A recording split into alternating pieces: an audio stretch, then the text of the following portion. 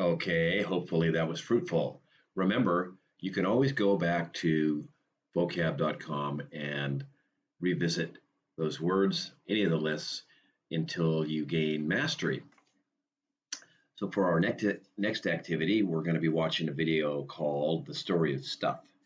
This is a great video. It's been around for quite a long time, 10 or 15 years, produced by a woman named Annie Leonard.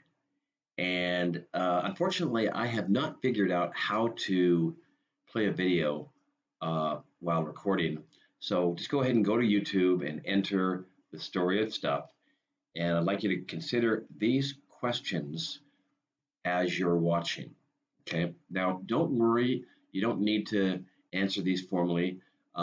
You can pick one or two, or you can do all the questions. But this is just a way to focus our viewing so that we gain as much information as possible.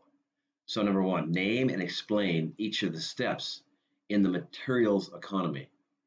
Okay, we talked a little bit about that before with the vocabulary.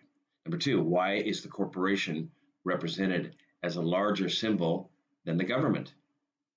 Number three, what would the universe have to look like if every country consumed at the rate of the US? Number four, define and provide examples for each of the following: planned, planned obsolescence and perceived obsolescence.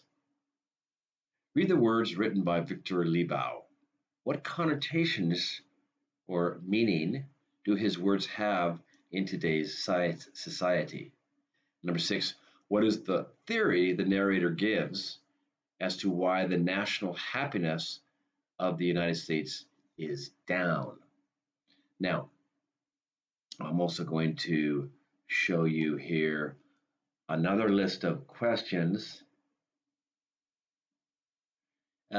extension questions. If you want, and only if you want, you can go ahead and answer these as well. This is just help for your listening and reading comprehension and listening comprehension. So if you'd like, you can also consider these questions and answer these questions. But for now, go ahead. Again, read the questions again, and then go to YouTube, watch the video, answer them. And remember, as always, please, you can submit those to me at the in the Facebook group or at my email. Okay.